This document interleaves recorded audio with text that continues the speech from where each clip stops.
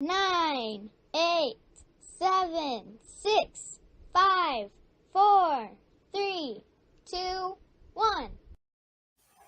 I pledge allegiance to the flag of the United States of America and to the republic for which it stands, one nation, under God, indivisible, with liberty and justice for all.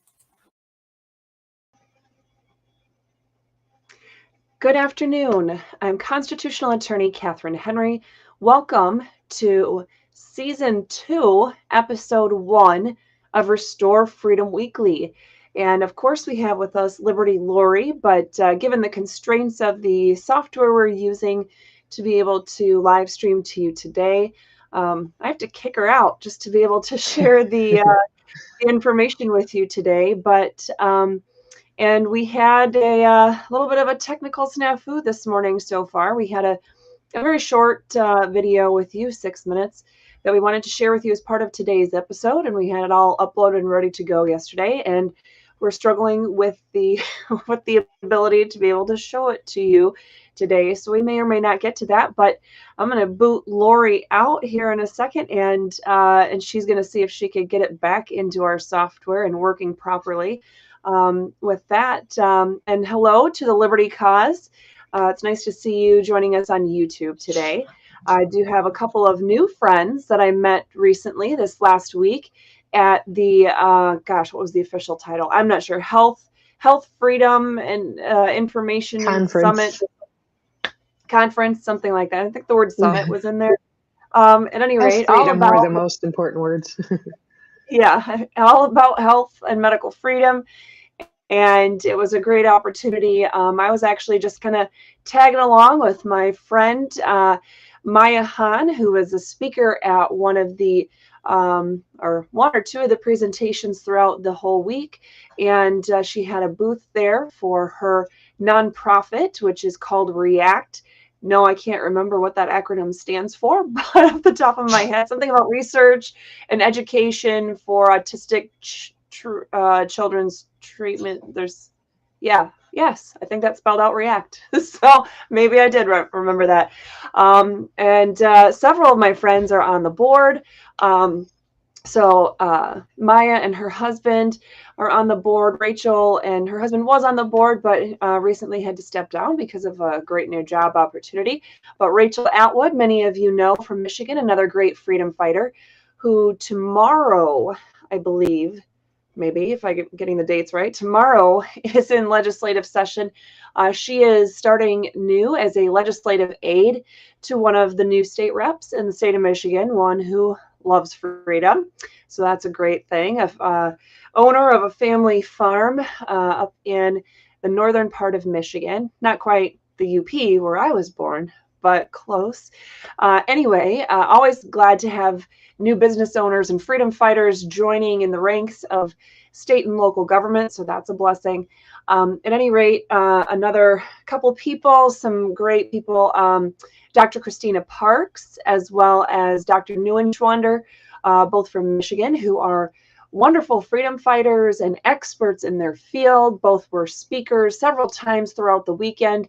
And if you haven't heard them speak at any events near you, please keep your eye open, because they do travel all over and speak at events across the country. And they're phenomenal to listen to and a blessing to know. Anyway, those are just some of the members on the board for REACT. And if you're into autism awareness and you want to get some more information about that organization, I'm sure if you Google it, you'll find it. I don't remember what the exact URL is. Otherwise, if you check out any of Maya Hahn's, and that's MAIJAHAHN, Maya Hahn's. No, she's not related to Han Solo, in case you had the name thing going there and you're wondering. But she is just as cool. And as far as I know, has never been frozen on some dude's wall in his establishment. So at any rate, it is a great organization, though, and they're reviving it. It's been around for, I'm going to say, 20 years. And about 6 months ago, she took over of it and been reviving it to raise funds to do some actual real research for autism awareness and treatment. So at any rate, that is what I had the wonderful opportunity to participate in this weekend. So I'm looking forward to some of my new freedom-loving friends who would be, in theory, joining us by conversation and commenting today on various social media platforms. Please keep in mind, although we are live streaming to, let's see, what is it? YouTube, Facebook, LinkedIn, Twitter, Twitch, Rumble, and DLive. Did I miss one, Lori? No, you did great. Only said it 75 times or more, so hopefully I can start to remember these things. Even though we go live to all of those, let's see. I know YouTube, Facebook, LinkedIn, Twitch, and I believe Twitter all have the ability, when you're commenting live in those platforms, our software pulls that through and we can interact with you live. And that's phenomenal. If you are watching us on DLive or Rumble, their technology limits the ability to pull the comments, so I can't see your comments unless Lori happens to catch it managing to look at different screens at the same time, or if I happen to see it after the show. So if I'm not commenting back to you, I'm not ignoring you. And although I like to steer people towards Rumble and DLive and alternative social media sources like that, they got to up their game a little bit on the technology side so it could be far more interactive and useful. But at any rate, so thank you for joining us today. Again, this is already season 2. So in case those of you, I know you laugh, right? Like, holy crap. So in a way, it seems like we just started last week, and clearly we're newbies because we're still having some technical issues. But we did, for those of you who don't really know me, stumbled across this, maybe this is your first time learning about us. I've had several people say that recently, that they're glad to have found my channel on Rumble or YouTube or whatever. And so they're just getting to know more about who I am and what we've been doing with Restore Freedom. I hate social media. I absolutely hate doing live videos. I don't think I'm good at it. I don't like to do it. I'm not comfortable with it. I'm either terribly hot or freezing. Like right now, I'm gonna have to bend over and like turn off my under the desk fan because normally I'm hot and it's freezing my legs off right now. So in Florida, if you can imagine that. At any rate, there's just a lot going on here that I'm sure you'll notice. I'm just a human being. I'm not, a tech expert or a social media expert by any stretch of the imagination. But in 2020, our government, it has been going on for decades and a very long time. Our government has been screwing up things basically since the beginning. And it's because it's run by humans, right? We're all sinners. We're all people. None of us are perfect. I mean, clearly, except for me. But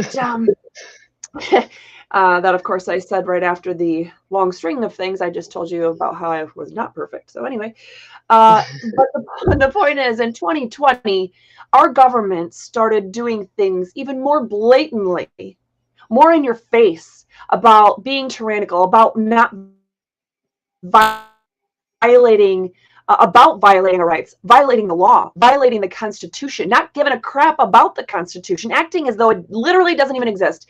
That's the point that we've gotten to with our government officials. And it's, I would say, at least at the federal level, and I have huge disdain for federal government. Most of federal government is entirely unconstitutional. And yes, I'm going to take the brief break just to turn this fan off. Maybe not. Okay. Sorry, guys. I was going to be a popsicle here. But it's federal government. The vast majority of it is unconstitutional. All the federal agencies, there's no constitutional basis for it whatsoever. But anyway, what I can say to you is that when you're talking to federal government employees or if you're talking to your congressman or something like that, at least if you say the word Constitution in general, if the TV is on them, we'll put it that way, if the cameras are rolling, they're not going to like shudder at the word Constitution. They actually are going to act like they know what you're talking about. Even if it's just an act, they're going to at least do that, right? You get to state government and they start feeling like they're more removed from the Constitution, like it has less bearing on their day-to-day jobs. You talk about your local, your city, your county government, township, if you're in a place like Michigan that has township governments or village government. And a lot of them are like, oh, you just said Constitution, and they act like you have 4 eyeballs on your forehead. Literally, it's ridiculous. And even they could even be conservatives or Republican or whatever label you want to throw on that. And more often than not, their eyes are going to glaze over, or they're going to look at you like you're an alien if you mention the Constitution, let alone anything inside of the Constitution. So that's what I will say is maybe the one benefit about federal legislators or some of the high-end federal employees is that when the cameras are rolling, at least then they're going to act like they acknowledge the Constitution exists, right? So, at any rate, in 2020, when our governments really just state, national, federal governments, they all threw the Constitution out the window for the sake of COVID. Okay. Yes. Have people died from COVID? Yes. Yeah. It's a thing, right? It actually exists. But does that mean you get to throw out the Constitution? No. Where in there is the exception clause? What article is that in the Constitution that says, hey, by the way, when there's a time of famine or war or disease, outbreak, anything scary or that's threatening us, our domestic tranquility or our, national security, you can throw out that, that First Amendment. People don't need that. The Second Amendment, and when there's a disease going around, why do you need the ability to keep and bear arms? Or your right to privacy? Clearly not, because there's a greater good. You don't need your privacy. That's what our government told us in 2020. And it took individual people, beginning to stand up and speak out. And I can tell you without any doubt, and without blinking an eye, that I was the first and only attorney to start speaking up and saying unequivocally, the government can't do this. Not, well, they violated the statute. Yeah, I was talking about the statutes too. I was the only attorney, for example, who argued in the Michigan Supreme Court. Of the 6 attorneys that verbally argued that day, I was the only one that argued in the Michigan Supreme Court that the governor's executive orders that shut down our state, that required masking, that required all these other things, that stopped you from having gatherings at your home, stopped you from going to church, all that stuff. I was the only one that argued it was unconstitutional from day one. So sometimes it takes having the guts to be the only one willing to do it. And you know what? I was the only one in the entire courtroom that day, the only one who had anything to do with the case that was doing all of that and not getting paid to do it. I was doing it as a volunteer on a volunteer basis. Why? Because I make lots of money? No. Lori and I are literally some of the poorest people that you'll ever meet. But we still have a roof over our heads, at least for now. And we still have food and water, at least for now. And we still have electricity, at least for now, as long as you guys keep donating to make this happen, because, this stuff costs money. But I'm going to keep fighting for my freedom until the day I die. And my goal is to encourage you to do the same thing. So in 2020, we did hundreds of events all across the state of Michigan and beyond, telling people all about the Constitution and why we need to fight for it and exactly how the government went wrong and how we can fix it. And so after all that chaos of 2020 and bringing us into 2021, by the time we got to the beginning of 2022, we said, you know what? This is not going away. Let's do a weekly show about this. So as much as I hate social media and live streaming, well, we decided we would bring a live stream to you every single week talking about this. And in fact, we had 50 episodes with all the different subparts and everything else throughout the rest of the week. This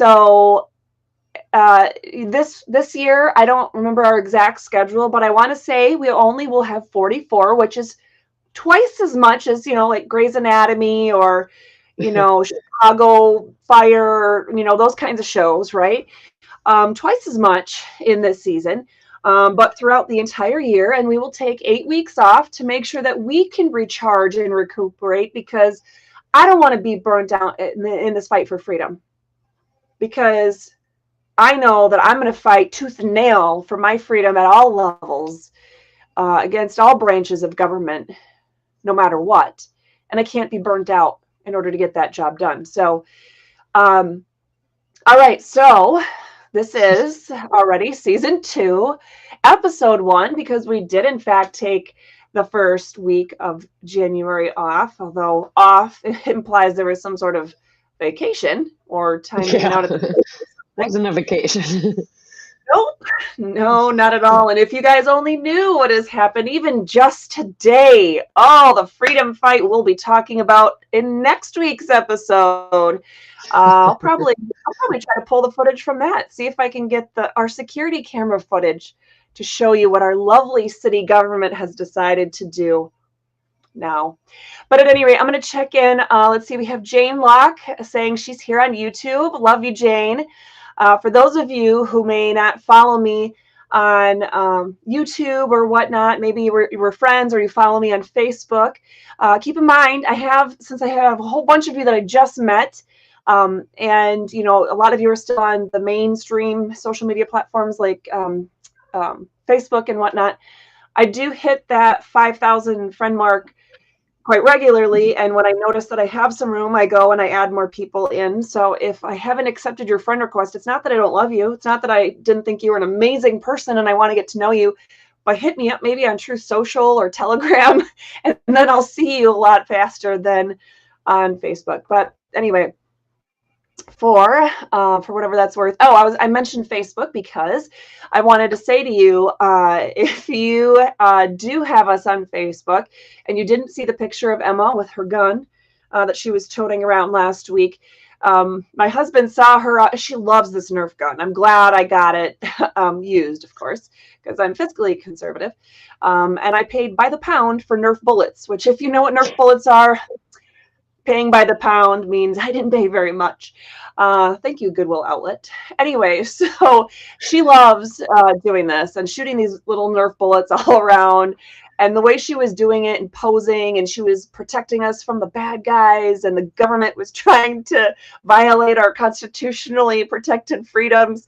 She comes in to save the day, and my husband said, "Oh, you're like Jane Locke Jr." And so it was priceless. So for those of you who wondered maybe what that picture was about, that's about my friend Jane Locke, who is today joining us on YouTube.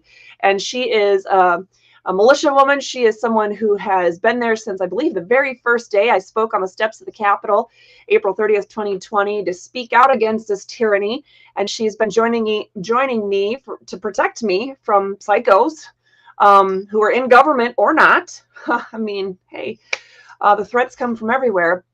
And I really, really love her and value her. So at any rate, hello to Laura on Facebook and John on YouTube. And let's see. Yes. Well, yes. We have somebody joining us on Twitch. Thank you for joining us today.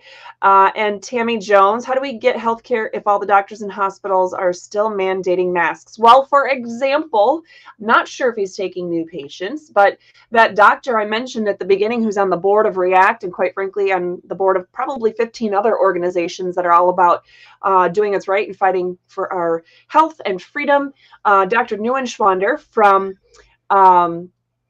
Michigan. I want to say he's Ann Arbor, but that might not be correct.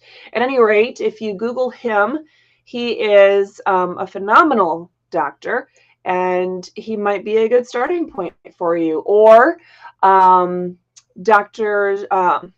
Wu and, oh my goodness, Dr. Heisen. Gosh, I can't think of what the other doctors' names are.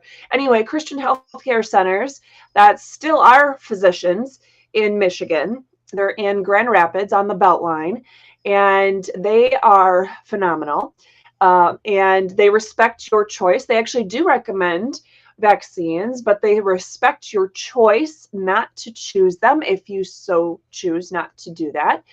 Dr. Heisen is especially phenomenal with freedom fighting, and nurse practitioner Kathy Wu there is also phenomenal. So anyway, just some options. They do have a new location over in Newaygo. I'm not sure if the same physicians travel over there or if they have different physicians over there. I'm not sure. And okay, so I think I'm all caught up, but I think we're also at the point that I'm going to, all right, Lori, I know you've been dying for this moment, but I'm finally going to throw you out here. And if you can, see if you can find that video, that'd be awesome. So, yep. And just a word of a reminder there, if you do find it and we're going to share it as a screen share, just make sure to proportionately shrink your tab so that it can be played, if that makes sense. Okay. So, and I do have it up, so whenever you're ready. Oh, awesome. Okay. So, and let's see, it looks like awesome. Well, Tammy, hopefully that does end up being a good connection for you. I don't remember Dr. New's specialty per se, or like I said, if he is taking new patients, but if he's not, hopefully his office would at least be able to let you know of other providers that are, or maybe that are in the specialty that you're looking for. So, and oh, shoot. Oh, there is a doctor. Lori, if you happen to think of it, he was a guest on when I was co-hosting the Fifth Seat. We interviewed him. He's in one of those. He's in one of the 5 episodes that we have on our YouTube channel. Dr. Somebody. He's a direct care professional on the east side of Michigan as well. And anyway, so he doesn't go through insurance. We'll get you the name hopefully in this episode. It just depends on how much I tax Lori in between now and then. So, all right, Lori, thank you. I'll throw you back in here very shortly. Okay. Okay, everyone. So, I don't know what my camera's doing here today. I'm going to bring it down just a bit, maybe. No, I look like I'm super short, and my desk is about as low as it can get. So, we'll see here. Okay. It's a little bit better. Maybe. Okay. Oh, Robert Bose. Hey, I'm so glad that you could join us today on Facebook. And you heard today that Ann Arbor schools are requiring masks again. The land of the free, home of the brave. I'm so glad to hear that Ann Arbor understands that. Yay! Go Blue. Oh my gosh. Guys, if you're still cheering for Michigan in sports, if you're a football fan and you're still Go Blue, yeah, really think about that. Think about it, because U of M, although he's talking about like elementary and high school and things like that, I'm assuming, U of M is just the same. They're psycho. And hello to Kelly on Facebook. Thank you for joining us today. All right, so today we're going to be talking about, well, instructing our government.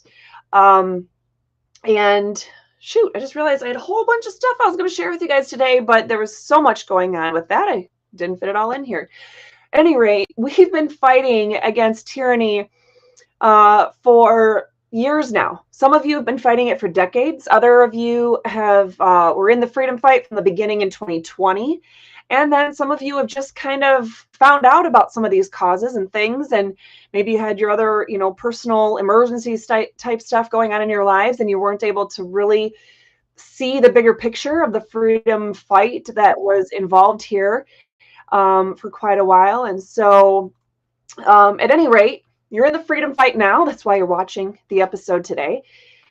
But we've been in the freedom fight for years, the majority of us, and it often feels like we're just spinning our wheels. I have felt like that. I know you have felt like that. And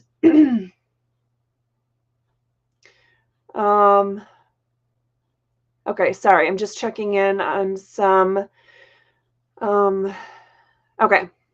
Well, Liberty Cause, please let me know if on YouTube we end up having some issues and I need to try to do something. I don't have much running on my computer right now, so it shouldn't be on my end, but hopefully it gets straightened out for everyone to be able to see and hear us today. Oh, Robert Bose, thank you. So Robert Bose is mentioning the speech I did at the meeting yesterday, and that's actually the video that I think we're going to be able to share with you. It's 6 minutes long.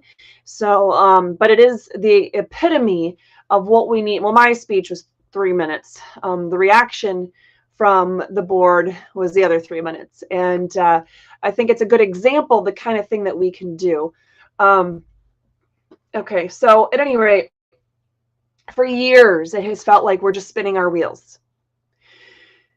This episode, we're going to talk about effectively instructing your government this year in 2023, how to avoid the burnout and have the most impact with your state and local government, how to have the most effective messaging, how to get that message in front of your representatives, and how to get real change done. And that's what we want, real change, right? So the true or false question of the day, don't forget at 10 a.m. on Tuesdays, sometimes a little bit before, and if there's technical difficulties, sometimes a little bit after, but at least in general, by 10 a.m. on Tuesdays, we have the true or false question of the week. This week, having your voice heard by your legislators very early in the legislative session, or even before, is not that important, especially if others are speaking on the same issues, true or false. And keep in mind that you can participate in these polls on Twitter, Telegram, LinkedIn, Truth Social, YouTube, and there's a post for it on our website. We're trying something new as of today, that we're not doing our own form through our website like we had been last year. But because we had some people participating, but it took a ton of time to be able to do that every week. And we'd rather spend our time engaging with you and informing you in other ways. Speaking of being the most effective with your time in your freedom fight, right? So we're doing it on our end as well. And I'm hearing that it's the video looks a little blocky. I'm not sure what to do about that. I guess if some of you that are already commenting and whatnot, really. Okay. Well, thank you for letting me know, Robert, about the issues that you had on YouTube with us today. I don't know if it's part of the shadow banning that they're doing or what's going on, but if others of you could let me know if we're doing okay on Facebook and the other platforms. Jane, I know that you've been consistently commenting on YouTube. If you could tell us if you're having issues or not. It could just be part of their thing that they do. Which is, the games Facebook was originally playing with us in October of 2020, and when we switched over and started doing YouTube lives. But at any rate, so this week, please make sure to go ahead and answer that question, that true or false question every Tuesday. You have until 10 o'clock tonight, and then at 10 o'clock tonight, we'll post the answer. But the question being, having your voice heard by your legislators very early in the legislative process, or even before, is not that important, because especially if others are speaking on the same issues. So answer true or false to that on Twitter, Telegram, LinkedIn, Truth Social, or YouTube. And we'll come back to that later on. As with every episode, I wouldn't be doing my job if I wasn't helping to hammer home what I'm calling, at least, the basics. So although it's something that if you've been watching me for a while, you've heard me say these things over and over again, I'm hoping that they are becoming, because of my repetition here, second nature to you, so that you can then in turn turn around and share that with other people off the top of your head, and in situations that maybe you didn't know you'd have the opportunity to share this information. Maybe you didn't think you'd have the courage to stand up and speak at a public meeting, or wow, I thought I had that whole thing turned off on my phone. Okay, so I guess it is on our end. That was actually my husband. He's one of the exceptions to the do not disturb rule. So I do have do not disturb on my phone, but he's telling us that, telling me that it's on Rumble too, that we're having some issues with the video being blocky. But he's saying he doesn't know how to fix it because we have this computer as the primary source.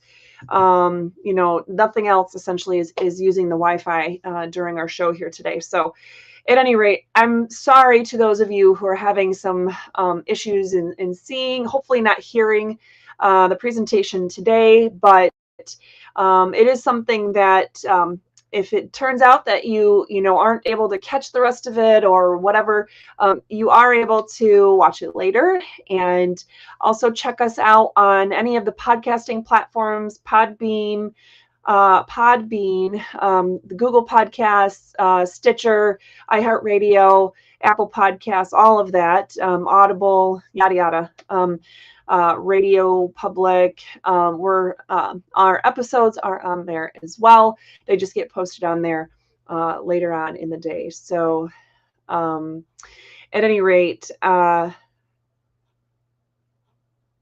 okay. So I'm also being told that everything is good for some people on YouTube. They're able to see it just fine, but every now and then there's an occasional R2D2 thing happening for a second or two. So who knows? Robert Bowe says everything was good on Rumble. So I think I'm being shadow banned on, quite frankly, on all the platforms and even on Rumble, which is sad. But at any rate, and thanks for Jeff and Robert for giving me that feedback on how it's going on Facebook as well. And Lori, I'm assuming you know that if there's ever something you need to feel like pop in, interject, you're going to throw yourself back on a stream because I can't, even if you're going like this to have me pull you back in, I wouldn't necessarily catch that. So, okay. I saw you nodding. So anyway, keeping Lori backstage there in the timeout corner. No, I'm just kidding. So anyway, the basics, right? Governments are instituted to protect our God-given rights. Yep. You don't see the words separation of church and state in the Constitution because that doesn't exist. What you do see, though, is a very clear acknowledgement and indication that we get our blessings of God. We get our blessings of liberty from God. And that's an undeniable truth that's acknowledged at the U.S. level and at the state levels in your state preamble to the Constitution, the U.S. Constitution preamble, the Declaration of Independence. And of course, I've done this, explored this topic in full detail in other aspects. And so I don't go over all of that in each episode other than just to remind you. So again, we get our rights from God, not the government. When people talk about our constitutional rights, okay, if you have very few characters, you're trying to do a tweet on Twitter and you only have 280 characters and you have a really good message, but you need to try, okay, maybe, you talk about your constitutional rights, but it's better to say your constitutionally protected rights. They're God-given liberties that are protected by the Constitution. The government doesn't give us rights. They may give us procedural rights on how to implement a God-given liberty. So that might happen, right? But just remember that above all else, government has no rights. There's no states' rights. Reread that 10th Amendment. Reread the 9th Amendment right after you read the 10th Amendment. Government has no rights. State government, local government, federal government, they have no rights. Government, in fact, only has those powers which we specifically delegate to it. We, the people, created our Constitution and therefore our very form of government. And the U.S. Constitution is the supreme law of the land. So no federal law, no state law, no state constitutional provision, no court order, no local, municipal ordinance, nothing. No government action can violate or be repugnant to the Constitution of the United States.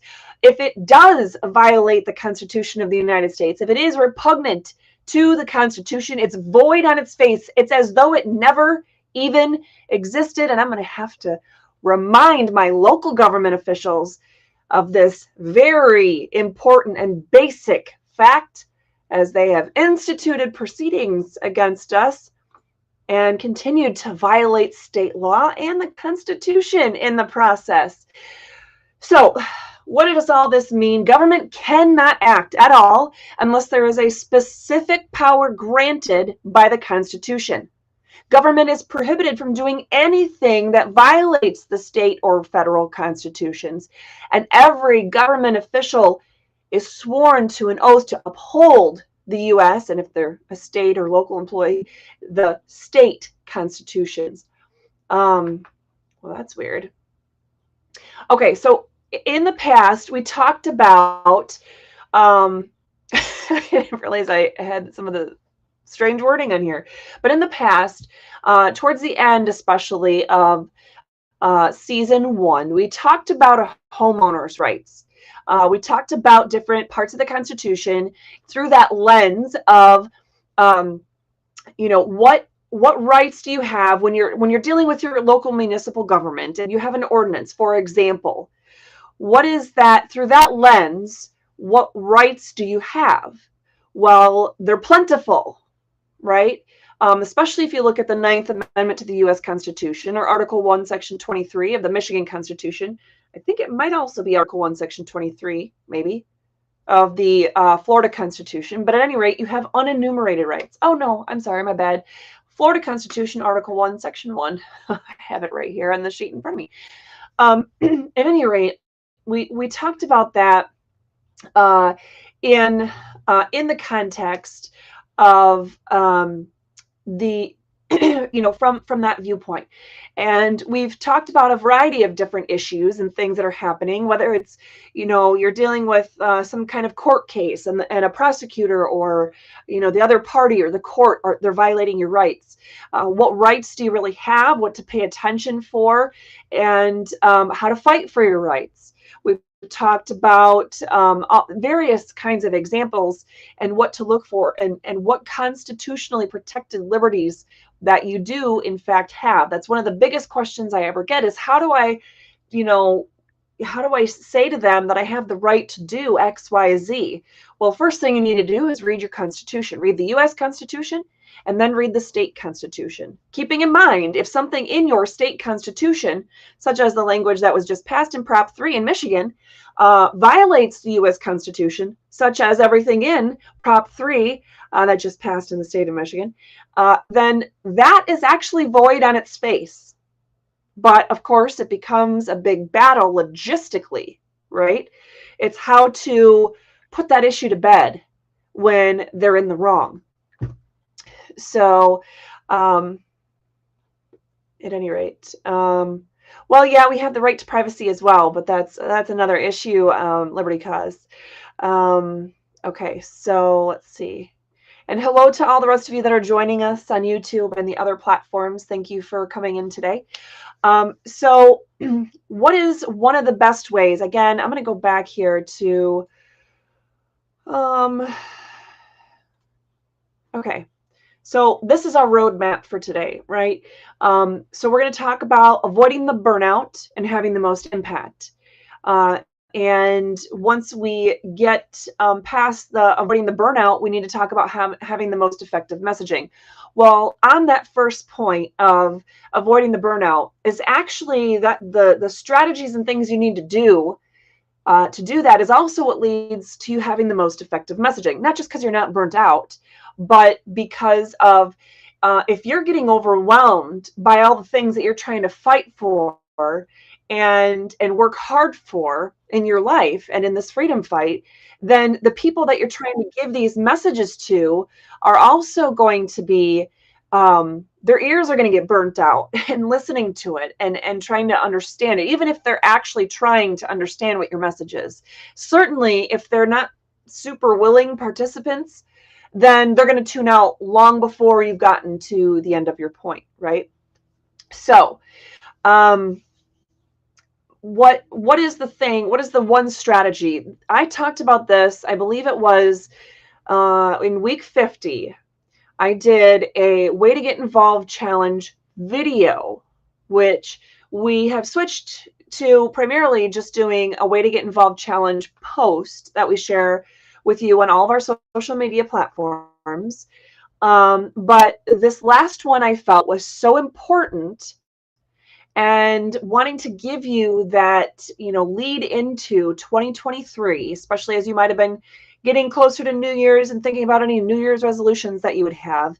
I wanted you to have this in the forefront of your mind in going into the freedom fight in 2023. And it's as simple as this: 3 for 2023.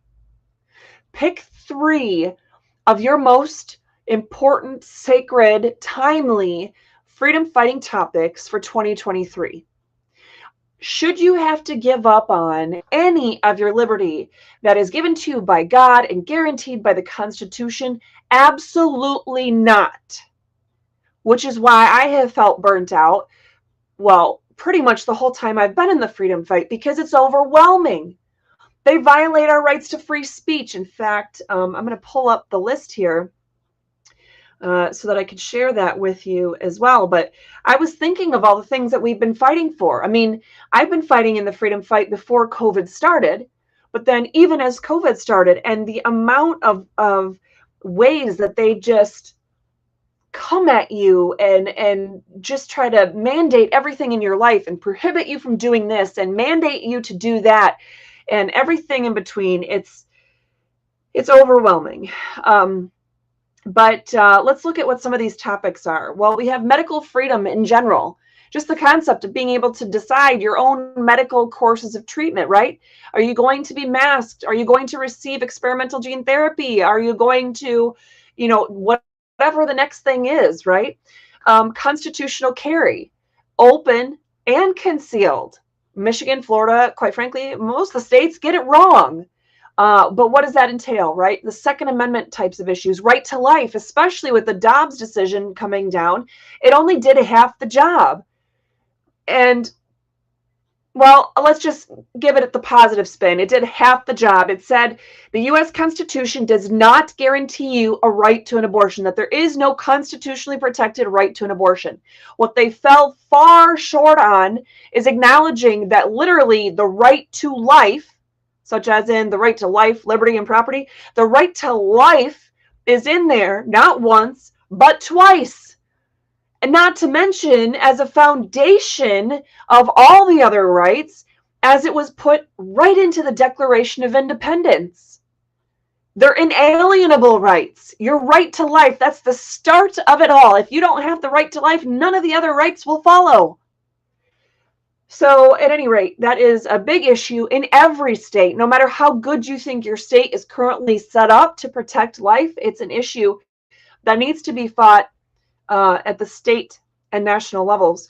Right to property, your general property rights to use your own property as you see fit, and that comes in a variety of examples. But having your business shut down because of COVID closures or something, that's just one example. Municipal ordinances on how to use your property, or having to get permits and pay fees just to remodel your house or put up a shed or something of that nature.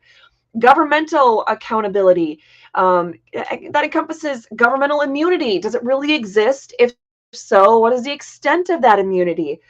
Public official accountability, individuals who step outside of the bounds of their constitutional authority, getting them to be held personally responsible. Parental freedom. I mean, we're hearing about topics about drag queens in schools and, the rights of parents to homeschool without restrictions or mandates or any interference by government whatsoever. Of course, issues of free press and free speech. What about things like law enforcement officers not knowing the law, but out there enforcing it anyway, making arrests without having a clue as to what the law or the Constitution even says? If you're a law enforcement officer and the supreme law of the land is the U.S. Constitution, even if you don't know any of the state statutes, shouldn't you at least know the Constitution? I would think so. Your right to petition government. So many people have had the right to petition their government set aside, minimized, extinguished. When you have governments that are appearing by Zoom only. They're no longer holding, like a local city council meeting. If they're no longer holding their meetings in person and they're keeping the people at an arm's length and doing things by Zoom only, or perhaps even just, streaming things to YouTube where you can't even verbally try to, raise your hand and participate in some way, totally unconstitutional. Our unenumerated rights, I touched on those earlier, but that is a huge catch-all, and it's in our favor, not the government's. The reserved powers of the people. You have people worried about, just in general, the government overextending the exercise of their power. Even if you can't think of a particular personal freedom that is being infringed upon, you could still have the government stepping outside of the bounds of the authority that it is given in the Constitution and exercising powers that it was not constitutionally given. And so some of the freedom fighters that have been in the fight for a little bit longer have been focusing heavily on that. And that's a huge issue all by itself. Constitutional supremacy, again, the supreme law of the land is the United States Constitution, and just getting people to acknowledge that, to understand that, getting your government officials, your city council members, your county commission members, or the terms are reversed in a lot of Florida, but anyway, you know what I mean, your local, your municipal, your county level government, especially getting them to understand the U.S. Constitution is the supreme law of the land. And they can't say, oh, that's not my job. Well, if you want to talk about any of those issues, you have to go to court. Really? Seems like you need to go to court. You need to take your ass out of that position, and you can go file whatever lawsuit you think you need to do. But it shouldn't be up to me to file a lawsuit against you when you took an oath to work in that position in government, state, local, federal. You took an oath to uphold the U.S. Constitution, to defend it. For those of you who don't live in Florida, think of it this way. Just to register to vote in Florida, let alone to work in government, you have to take an oath. You have to take the constitutional oath to support and defend and protect the Constitution of the United States of America and the Constitution of the state of Florida. So all these people saying, oh, well, that's not my department. I don't know. We just have our little field of vision here and just do our thing. And that's not one of my boxes I get to check. That's not on my transcript of things to read to you. Sorry. But that is a big issue that people are fighting. Religious freedom. We're seeing that in a wide array of things. There's a recent case, I want to say it was filed on December 20th or 22nd of 2022 in the state of Michigan against the Attorney General and the Department of Civil Rights and the Civil Rights Commission. It was filed by, I'm just going to say a Catholic church. I'm misremembering the specifics, but it relates to, I believe it was a Catholic church that has a school, and their ability to disseminate information or teach information that is compliant with their belief system and what the Bible says, what God has instructed us on, and that the Civil Rights Commission and the Michigan Department of Civil Rights and the state attorney general are basically saying that they have to allow people to work there that don't share their belief systems, and they're not allowed to share with children who they're charged with providing this instruction for in this school setting. They're not allowed to share the messaging that is very integral to their entire belief system and the whole purpose of bringing up children in a godly manner anyway. So anyway, that's a new lawsuit filed at the trial court level, district court level, but certainly one to watch. You have you have the football coach, gosh, I can't remember the names of the cases, but you have the football coach that there was a case that just came back from the United States Supreme Court, I want to say in June, late June maybe, of 2022, that at least the Supreme Court is starting to wake up a little bit more to our religious freedoms, but it's still an issue that needs to be fought.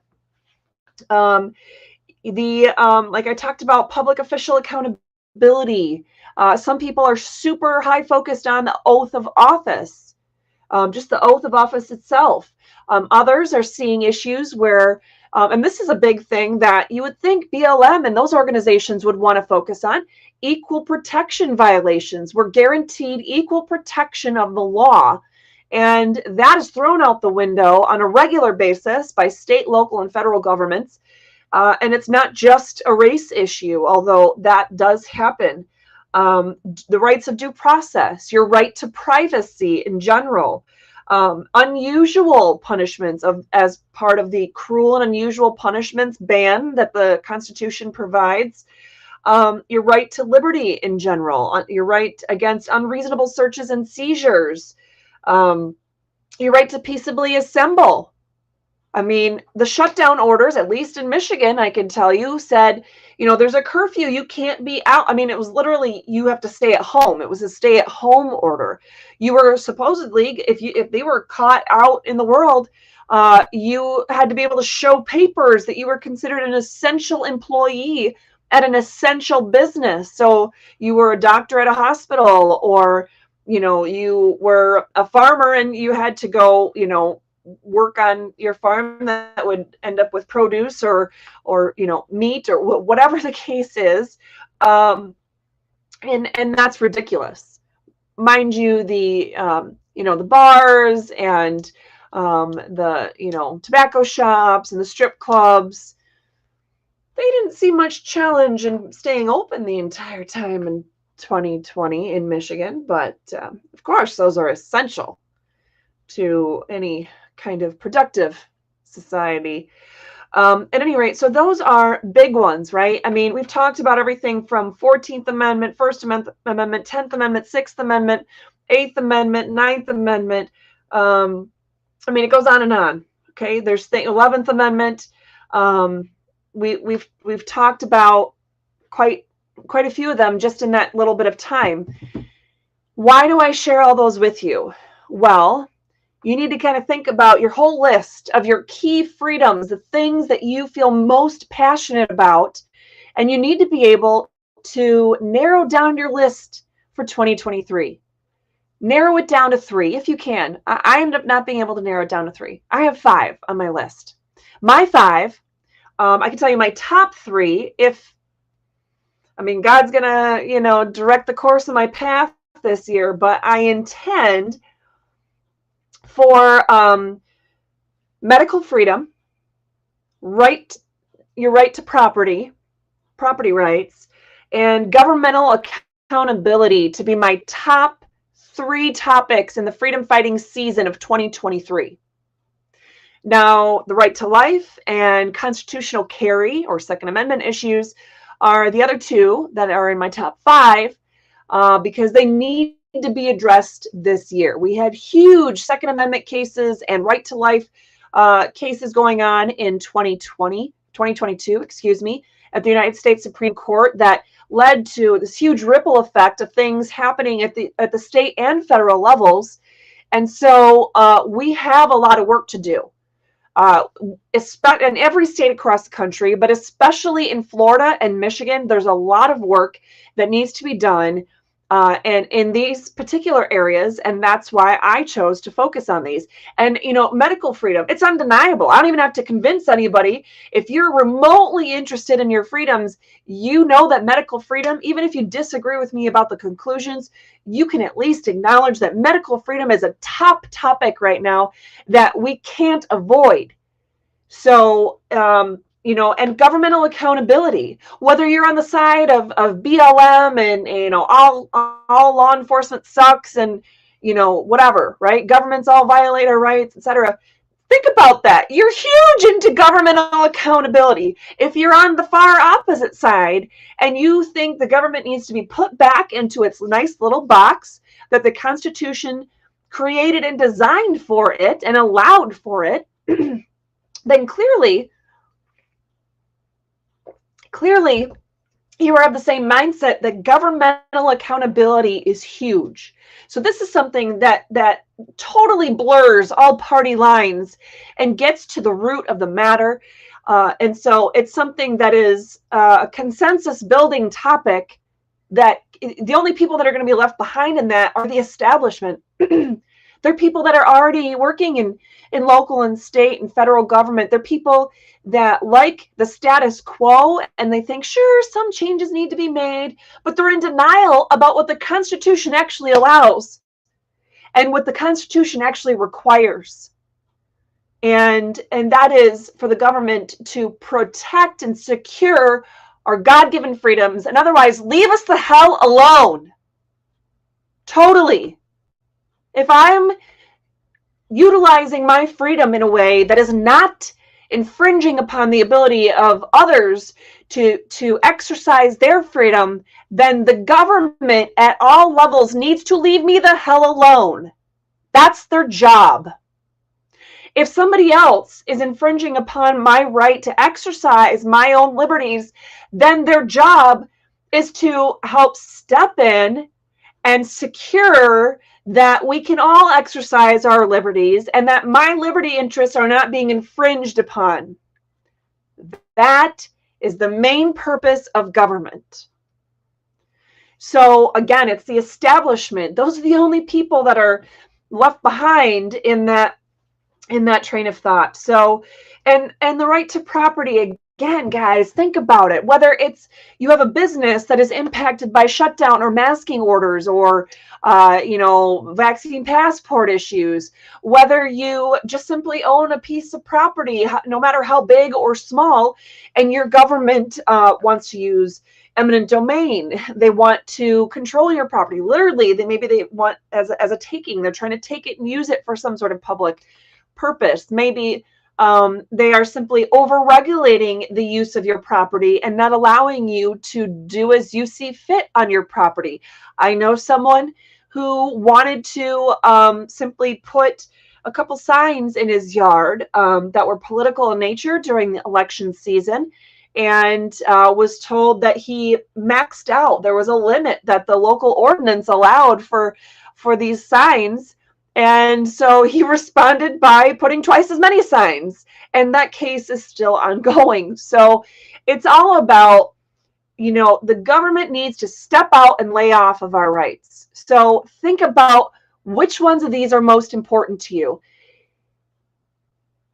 It's really hard to narrow down because you shouldn't have to give up on any of them, but you will face burnout and you'll be less effective if you don't narrow down. So for 2023, just this year, don't worry about next year yet or the year after that. The freedom fight will always continue. For 2023, do your absolute best to narrow down to 3. Pick your 3 issues for 2023. So when you've done that, then let's see here.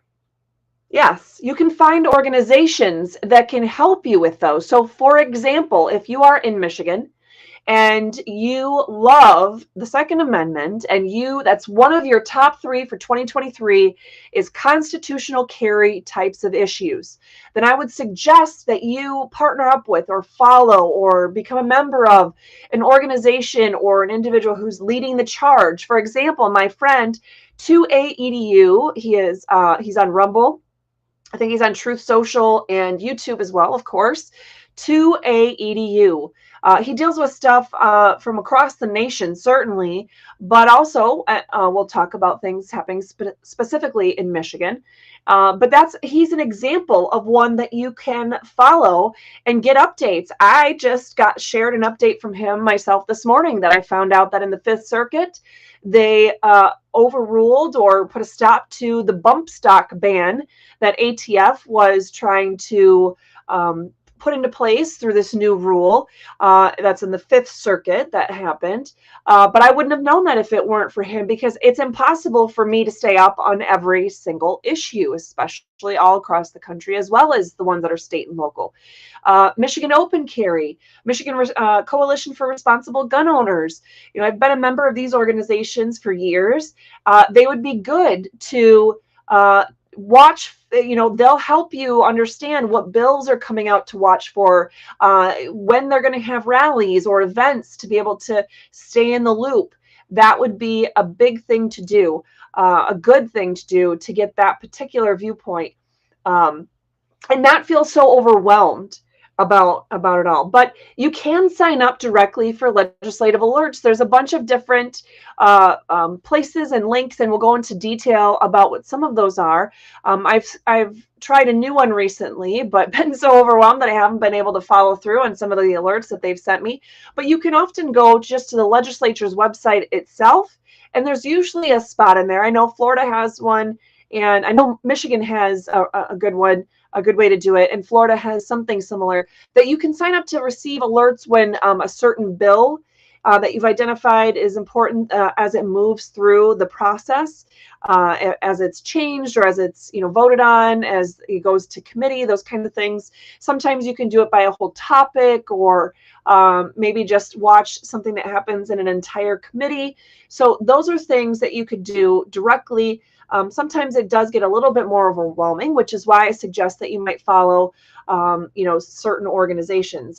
For the medical freedom side, you have organizations like Michigan for Vaccine Choice is one that you might want to follow on the medical freedom side in Michigan.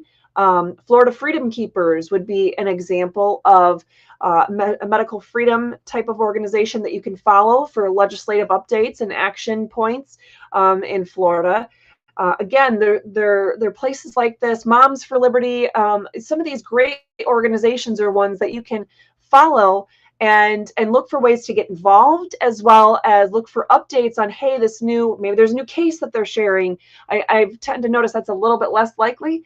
Not too many attorneys are involved in that, but you do get more legislative updates on those particular issues. And then if you're following like the Telegram chat or something like that, you'll be able to see a little bit more back and forth and discussion on some of those important topics, and be able to decide what you're going to jump in on and use in your own fight for freedom.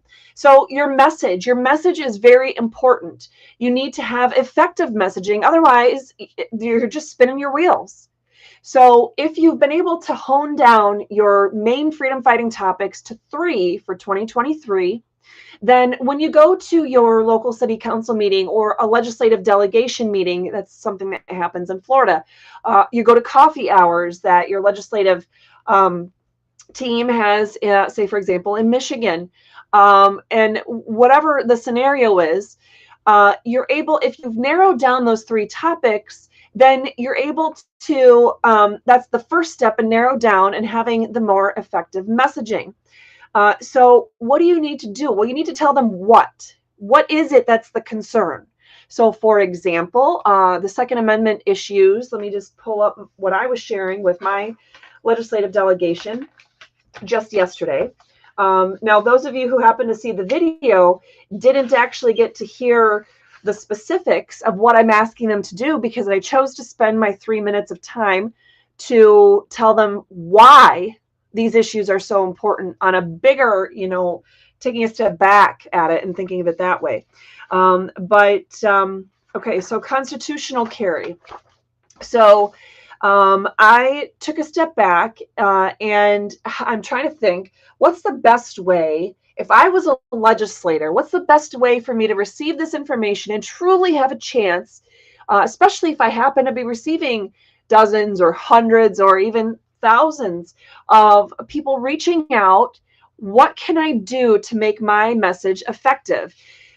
So I think we've shared this, but maybe not. If not, we'll share it. Maybe we'll share it on Friday. Maybe that'll be one of the freedom fighting tools for this week.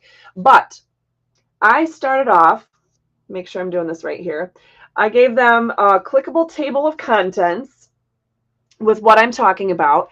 And first, what is needed this legislative session? That's the first thing I put on here. And then I gave them right to life, medical freedom, constitutional carry, government and public official accountability. So again, I had 4 that I talked about here, but they're very important things that I felt could and should be addressed. And here, Governor DeSantis has already talked about some of these very issues being his top priority in this legislative session.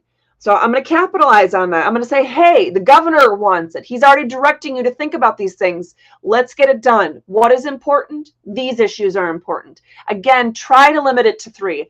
I was frustrated with myself that I couldn't do that, but the more you can do that, limit it to 3, the better you are.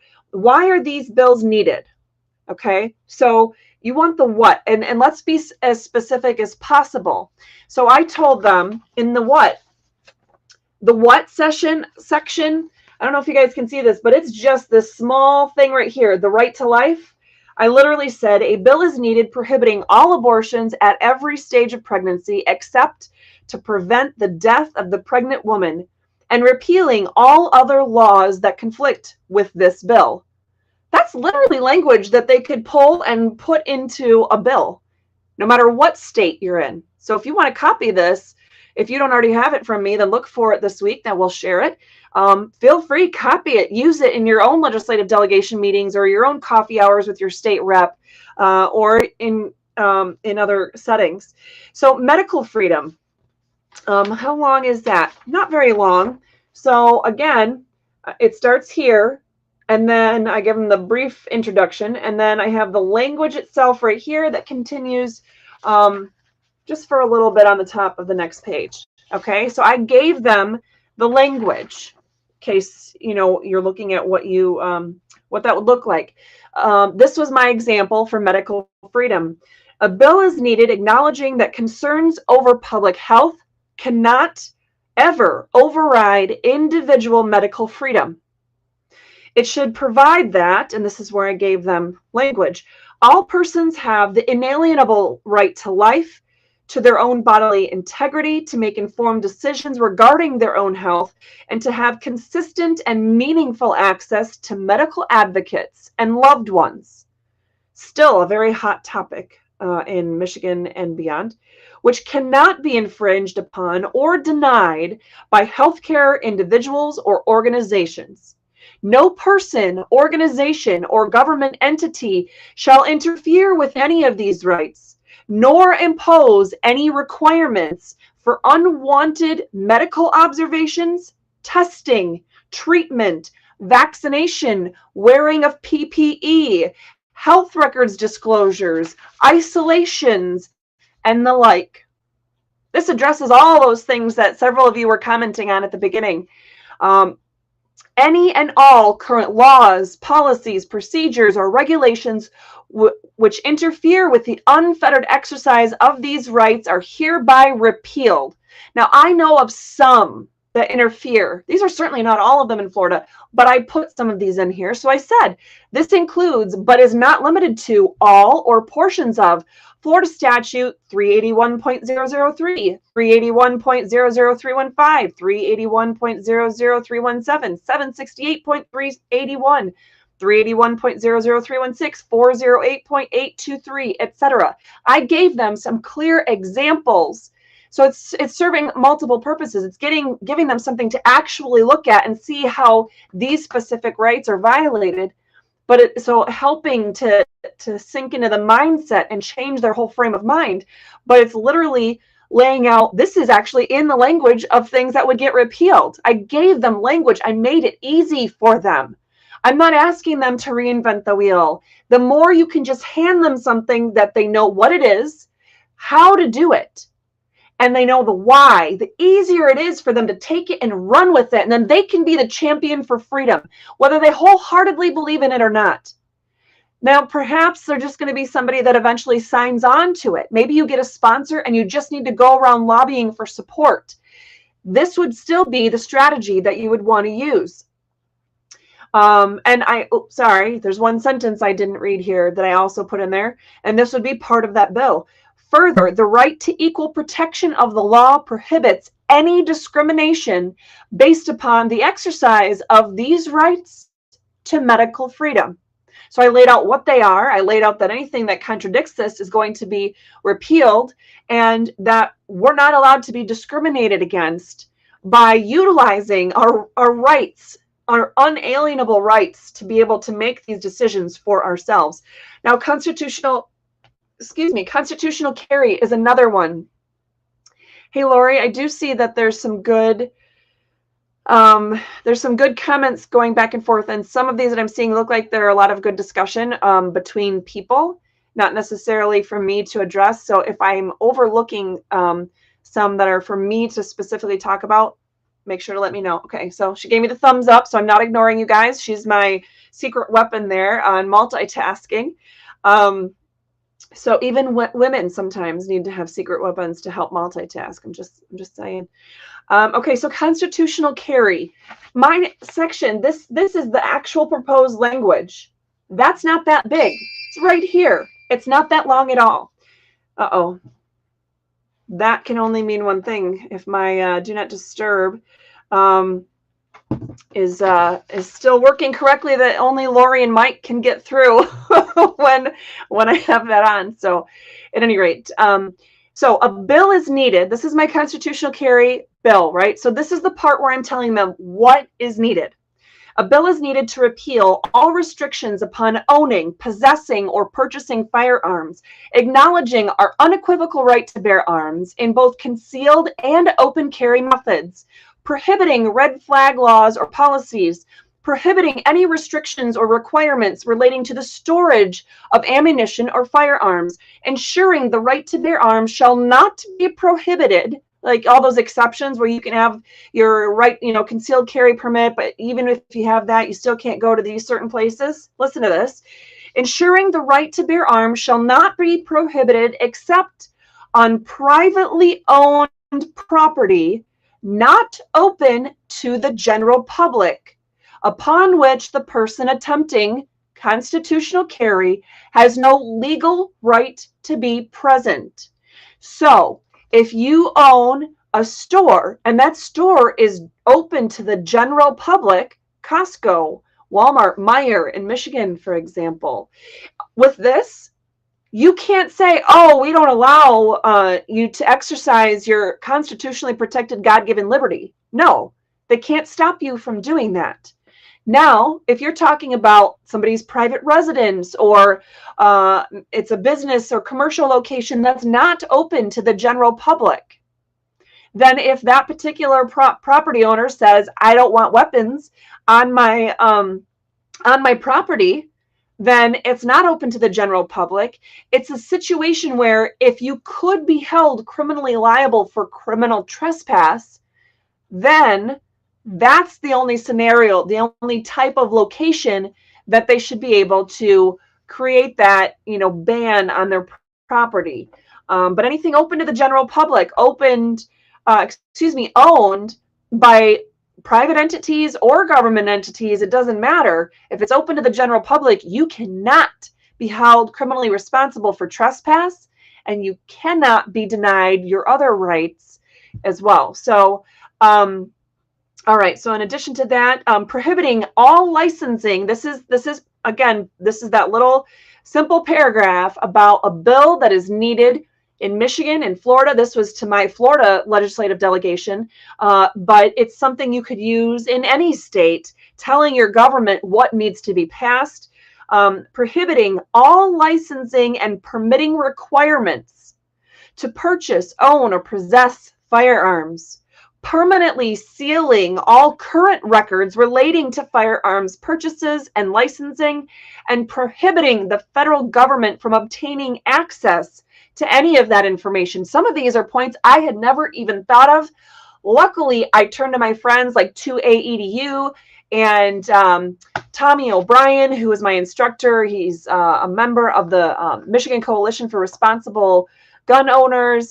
He was my instructor years ago when Mike and I were doing some firearms training. I turned to people like that to just as examples, just as I turn to friends of mine that are nurses or leaders in the medical fight, such as my friend Maya Hahn. She was one of them that I sent out information on, hey, this is my suggestion on medical freedom. What do you think? But some of these ideas on constitutional carry, I didn't even realize were an issue. And yet they are, right? It's more the reason why we can't be overwhelmed fighting all of the freedom fight all the time. We have to narrow down our issues, even if just 1 year at a time. For 2023 alone, bring it down to those top 3 issues so you can be most effective. Let's see. And then I said, this includes the repeal of all unconstitutional laws, policies, procedures, and the like, such as Florida Statute 790.06, which violates an individual's rights protected by the 4th, 5th, and 14th Amendments due to their simple exercise of the right to carry. Again, that's just an example of a Florida statute that violates multiple other rights simply because you have chosen to exercise your right to carry under the Second Amendment. So, what about governmental and public official accountability? Again, this is for those of you who are, I notice our numbers go up and down, and so for those of you who are coming back in or joining us new, you might not know what I'm talking about. I'm talking about the first thing you need to do to be most effective in your messaging and get actual change is to hone down your freedom fighting positions, right? Pick 3 main topics for this year, 3 for 2023. Then you need to make sure your messaging is clear and understandable. And so you need to tell them what. First, before you tell them the why, I have people that do that to me quite often. In fact, my husband, I love him dearly, have a great amount of respect for him. But when it comes to communication, he doesn't always get an A+. And he often will start into the why, and it actually makes it feel more like an argument. And that's not just with spouses, but I know you know what I'm talking about. You could have a friend or somebody on Facebook that you know and you know see posting or commenting on things. It could be people that are in your business, professional life. But the people that start with the why and not just the what, it makes it feel like they're assuming you're already going to disagree, so they're bringing the fight to you right now. Okay, I'm willing to bring the fight. Those of you who know me know that I have no problem bringing the fight when I'm standing on the right side, when I have the Constitution and the law backing me, when I have God on my side. I'm going to do what I need to do. I'm going to go all the way.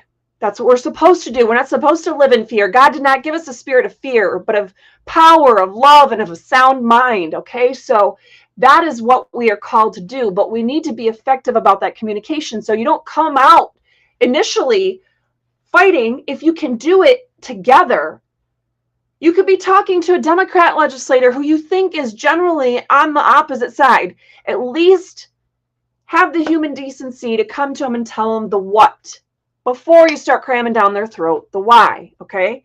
Now, you don't need to go into every single specific. I chose to do that all as one fell swoop because the way I'm doing it was more succinct. But on the point of governmental and public official accountability, a bill, this is what I told my state reps and senators, a bill is needed to, and there's 4 points here, require, along with the constitutional oath, a sworn statement of having fully read and understood the U.S. and Florida constitutions. Because how can you possibly uphold your oath to defend the Constitution if you have never read it and you don't understand it? But if you have to take the oath to defend it, you should be able to swear to a statement, I have read them and I understand them. Now, obviously, our understanding may change over time, but if you know right off the bat that you have not read the Constitution and you don't understand it, you have no ability to serve in government. You have no place in government whatsoever at any level, at any branch. You shouldn't be working the payment desk at the city clerk's office if you don't understand the basics of the Constitution and the limitations on government. You need to not have any position in government whatsoever. So, second point, provide meaningful penalties for violating the U.S. or state constitutions. Intentional or knowing violations require immediate removal from office. Prohibition against future government employment or service, restitution paid to the appropriate government entity for actual costs incurred due to the violation, and to those directly harmed by the constitutional violation, and fines large enough to serve as a deterrent. So yes, payment to people that are actually impacted. That's exactly what should be put into state statute. So there's no other statute you'd have to look for. You look for governmental accountability. Oh, my government official violated my rights. They violated the Constitution. This is the one-stop shop for all the things that need to happen to that government official.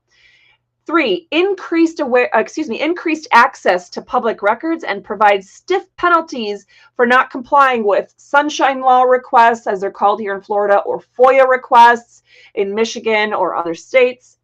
And 4th, acknowledging the legal standing, this is what the 4th piece of this bill that would be needed, acknowledging the legal standing of individuals seeking redress for constitutional and or legal violations of government employees and officers. One of the biggest challenges that people have when they try to take these cases to court, whether they have attorneys or whether they're doing it on their own, pro se or in pro per as the terms are called. One of the biggest challenges is people are being thrown out where the court says, you don't have standing.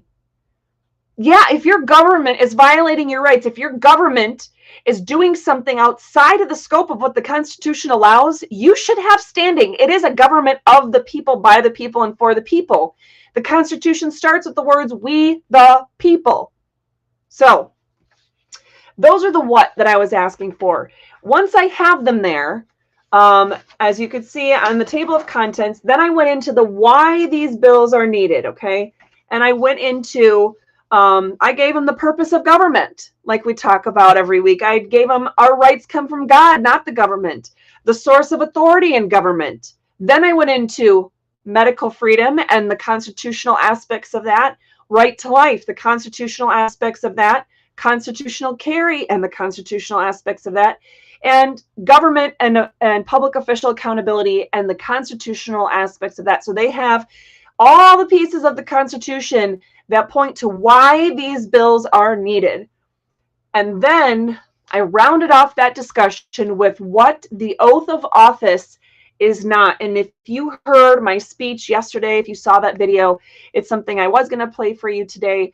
We may have time, we may not. It's already way over the time that I always intend to go for these episodes. But I encourage you to find that video. Lori, have you been able, can you put at least the link for that video in the comments here? Thank you. And hopefully we're able to get it out to all of them. And it looks like for some reason on my end, when I comment, it's not going to go to Facebook or LinkedIn. So I'm not sure what that's about, but if we can make sure to share that out so anybody watching on any of those platforms can see that. So at any rate, I'm trying to see if there's any, shoot. My friend Jane on YouTube is saying, telling me to shush because I'm giving away our secret. I'm not sure what secret that is. So I'm a very open book and it's all about the Constitution. And that's what I've been talking about mostly here. So at any rate, the link that Lori is starting to share on the platforms, I see it went out to YouTube. I'm not sure if it's out yet to the other platforms, is is the link for the speech for yesterday. And of course, the Liberty Cause heard the speech yesterday. He was wonderful in joining me yesterday. If it weren't for him, I actually wouldn't have it recorded. So I appreciate that because I couldn't be in two places at once. And Lori used to do a lot of the recording, as did Mike, but Mike's at work and he's the only person making money in our house these days. And Lori's in Michigan. Like, seriously, Lori, come on now, just come down to Florida. At any rate, so I rely on my other freedom-minded friends to help me with things like that. So please make sure that you're doing that. So as far as having the most effective messaging, tell them what, tell them why. Now, maybe you give them a story. So maybe you tell them what is needed. Then you tell them the why. So you might say, if it's not obvious, what I was talking about, I think is certainly obvious, but maybe you need to give them an explanation, because there were some requests yesterday at this legislative delegation meeting I was at where people were getting up there and they were giving stories about something because they started to say why a certain thing is needed. You know, we need to do this. And I'm thinking, why? What relevance does that have? And then they would explain their story and it would make more sense. So sometimes that is needed. But so you start with the what, you might have to go into the why, but then you go into the support, which I called the why. But in my version, it's talking about why the Constitution says it's necessary, for example. Anyway, then you go into the how. Now for me, the why, the support, the how, that was all, I tried to make that as succinct as possible. But how can it be done? And I gave the what and the how as part of one thing. A bill is needed that will do this. And then that was actually the language. Now, some of you, especially people who are not attorneys, might struggle with how you want to word that. First of all, we're going to share my materials that I submitted to my legislative delegation with you this week, especially if you're in Florida. Please copy, paste, share all over, no matter what organization you're in. This is something we need to have done. Now, if you're in another state, I don't know if you noticed, but most of that language, the vast majority of the language, is something that's applicable in every single state. And there's support from the U.S. Constitution, not just the state constitution, on those topics. So at the least, what you would need to do, or at the most, I guess, worst case scenario is if you're in another state, if you're in Wyoming, and I have no idea what the Constitution of the state of Wyoming says, if you think you need some of these very points, you can copy and paste that. You might cross off some of the examples I had put in here of different Florida statutes that would be repealed from that, because I still have the language that all conflicting statutes would be hereby repealed. So you're covered in submitting them a language example. But then when it comes to the discussion part, and I was telling them why in the Constitution is this needed, you might just have to look at yours. Wherever I talk about the Florida Constitution, you look at your state constitution. Get right in there. Don't think, well, I'm not a constitutional attorney. I don't know how to do that. I don't know how to read that. Start with the table of contents. And then each section typically has a more broken down table of contents after that, and read every single heading in your whole Constitution, highlighting the ones that you think might be relevant to the topic you're talking about, and then read all those. You can do it. It doesn't take an attorney to read the Constitution. It doesn't take a public official. It doesn't take a judge to tell you what the Constitution says. It takes we, the American people, to read it, and read it regularly, and know it frontward and backwards, so that we know our rights, we know the limitations on government that are in there, and we can put them back in place at every single possible opportunity. That's the only way we'll get this done, is doing this together and not relying on attorneys or court cases to fix it all. So as far as getting that message in front of your representatives, I've already taken up so much of your time. We may expand this into later episodes shortly in next week or in this month or whatnot. But one thing to do, if you're in Florida, there's a lot of legislative delegation meetings that they're broken up by county. Each county has their own legislative delegation meetings, and there's typically one state rep or senator that is running the delegation meeting, but then all of the other state reps and senators that are, even if their district or their area is only part of that county, they're supposed to be there at this delegation meeting. If they're not physically there, then they have a representative there in the room, and they certainly have been given access to the materials. But that's their opportunity to sit down and hear from their constituents about the issues that are of concern to them. Some of them have already happened, like Volusia County happened yesterday. Today, I believe, I don't remember what county it was, but there were ones happening today. I want to say Brevard County, which I think is where my friend Maya lives. I want to say hers is Thursday. But at any rate, get in there. If you live in Florida, find out where yours is now. Contact your state rep's office, and they will be able to tell you which office, if it's their office or some other state rep that's running it, and they can give you the details on the when and the where. And sometimes they have the signups ahead of time, but if they're doing their job and following the Constitution, you can actually fill out one of those pieces of paper or cards at the meeting itself. And yesterday in Volusia County, we had 5 additional speakers that decided to add on to the agenda that had not signed up ahead of time. So clearly, that is something that you can do. It's an example. Now, if you're in Michigan, and keep in mind, Florida does not go into legislative session until March, but these meetings are happening now, and some of them started in December. It's important to get in there before the legislative session starts. If you're in Michigan, you can go to legislative coffees. Coffee hours is typically what they call it. Coffee hour with your state rep or your senator. They often have their own in-district offices with advertised office hours, but sometimes they'll do these coffee hours where they're going into, a coffee shop, donut shop, a restaurant, and they're going to sit there for an hour or 2 hours, and then maybe they'll hop around that day to 4 or 5 different establishments throughout their district, so that, especially if it's a big district that's got a lot of different geographic area to cover, they're going to be present in various different areas of their county or their district, so that they can give many people the opportunity to attend, and hopefully with the different time frames that'll help as well. And that's your opportunity to see them on a little bit more one-to-one basis, because in theory you're going to have a lot less people attending that meeting. But again, it's typically one state rep or senator that you're seeing at a time. These opportunities, such as in Florida with the legislative delegation, it's supposed to be the one-stop shop to talk to all state reps and senators that represent even a portion of the county. So I had the opportunity to speak with state reps and senators that are not even I'm not in their district, but they represent part of my county. So it was a great opportunity, and I hate public speaking. And the person who was sitting next to me said to me, I know you've done this thousands of times at this point. What on earth would you be nervous about? And I'm like, I don't like public speaking, especially knowing that I was going to be recording it and sharing it with you later.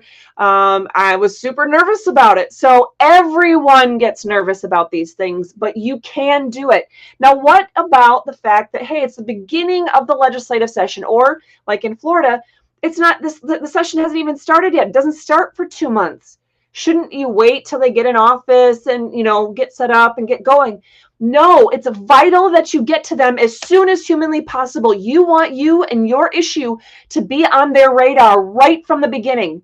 Right from the beginning. So before the session even starts, if that's possible. Like in Michigan, the session goes practically year round. So they're in session. They're in session right now. But in Florida, it doesn't start till now. I want to say most of the states in the country, more than 35 of them, I believe, are already in session by the end of this week. So the vast majority of them are already in session. But even if your state is not, I want to say Louisiana might be the one state that doesn't even start their legislative session until April. Doesn't matter. Contact your state rep and your senator. If you have opportunities to speak to the whole delegation of representatives and senators that are in your entire county, like we have here in Florida, do that. Get your face, get your name, get your organization, get your message in front of them now, and then follow up. Continue to have those conversations, have those one-on-one opportunities, utilize those coffee hours or those in-district office hours, get to know their legislative aides, do that kind of work. And it's not as overwhelming as it may seem. You've got to start somewhere though. Now, what if you have other people that are speaking on the same issues? Florida Freedom Keepers is an organization, much like Michigan Vaccine Choice, that in general focuses just on medical freedom issues. So if you have the same kinds of things that are being said over and over again, and you know that you have other people from your organization that are going to speak, do you feel like, you might feel like, gosh, I don't need to do this. Other people are already going to speak on these issues. No. The more they know that people in their area, the more constituents that will be willing to stand up and speak out on these, the better, especially if you're consistent. If you got 5 people from your district to hammer on these issues to your particular state rep or senator on the issue, on that same point every single month, 5 people. Let's make it easy. I was talking about 3 for 2023. Find 3 other people with you. 3 other people that will at least share the message by email. It doesn't take very long to send an email, especially if one of you comes up with the wording and the other ones just copy and paste. Maybe you have an organization that gives you wording and they make it super easy and you can click a couple buttons and send it and you're good. Just make sure you really trust that organization if you're going to sign your name to an email like that. But if you have email and phone number, give their office a call, do some follow-up in that regard. What about those in-service, in-district office hours. Or if you're close to the Capitol or planning a trip to the Capitol, that might be the best way to do it, especially if you live downstate and you're in Michigan. Lansing, it might be 1 hour, 2 hours, 3 hours. Within 3 hours from Lansing, the vast majority of people live within 2 or 3 hours of the state capital in Michigan. Yes, Michigan is huge. I mean, I was born in the UP. It is, I don't even know, 9 hours to Lansing from where I was born. That's a long trip. That's one way. But most of the population, the vast majority of the population, lives within 2 or 3 hours from the state capital. Take that opportunity once a month to be there when legislature is in session, but they're having office hours. It's in between committee meetings, whatever. Even if you're not sure when all those are, but their staff would still have the office open. You could stop by, leave your card, leave a one-pager, a flyer, a handwritten note ahead of time, whatever you need to do. Just have something of material to leave with them and your contact information, letting them know you're in their district, you stopped, you're watching, and many others have this same issue that they want pushed. If you did that every single month, you either stopped in their office in district. I was suggesting going to the state capitol, because then you can have a one-stop shop, your state rep and your senator and maybe some neighboring districts. The other ones that touch your county, perhaps, like with Michigan or Florida, the legislative delegation meetings, maybe you have the opportunity to meet 2 or 3 other state reps or senators and connect with them. Finding people from all over the state who might be willing to get in on or sponsor certain bills or certain issues. Those are wonderful opportunities. But even if you don't have the ability, you can't take time off of work, you can't drive that far. In Florida, I'm 4 hours from the Capitol now. One way, 4 hours. Man, that sucks. It shouldn't be all the way up in Tallahassee. If it were just Orlando, that would still suck, because traveling to Orlando, ick these days. And I grew up there. But it's something that it's freedom. You got to do it. But that's why you're going to narrow down your issues. You're going to be most effective with your time. So are you going to feel like they're necessarily listening to you? No, you might not feel that way in that moment. But I promise you, if you can follow these simple steps, narrow down your topics, tell them the what, the why, give them the support that's found in the Constitution, and the how, give them language, give them the example language of what could actually be cut and paste right into a bill. If you follow those steps and grab from me, copy and paste whatever of my stuff that you want, that you need. If you follow those steps and you consistently, once a month, you and 3 other people can call them, email them, stop in their office, go to meetings like this, that is what is needed. Now, your county commission meetings, those are going to be a heck of a lot closer for you. Well, depending, I suppose, but generally speaking, your county commission meeting is going to be a lot closer for you. Do the same thing. If you try to pick those 3 issues that you're going to look at: federal, state, and local government with the same 3. You're going to limit yourself. Lori, you guys know Liberty Lori, who's in the background, is in backstage right now. She's awesome at trying to help be that extra set of eyes and ears for me, because it's impossible to keep up with everything. So sometimes Mike, my husband, the 3 of us, they'll send me stuff. Hey, this case happened. Hey, I heard this on the Dan Bongino show, or hey, this was on whatever, Senator Ted Cruz made a post about this on Twitter, whatever, right? Dinesh D'Souza had this on Truth Social, all these examples of things. And what I have found is that I've had to say to myself, oh, I need to pull up my list. What were the topics I was going to focus on again? And if it's 3, it's easier to remember, right? If it's not in the parameters, gosh, I really think I need to follow up on that. I'd love to do a video explaining this to people, or I'd love to get in on that and write an amicus brief or whatever. I've told myself I can't do it. If it's outside of those main topics for the year, I'm not doing it this year. Maybe next year. I'm not going to do it this year. I'm going to focus in on these things. Even local advocacy opportunities, I'm going to focus in on these things. It's the only way to make sure you don't burn out and your message is effective. So find 3 other people that are willing to share at least that particular message. You know, your bill that you want to get passed on constitutional carry, for example. Find 3 other people that can help with you getting that message out to, you know, once a month. Once a month is all I'm saying here.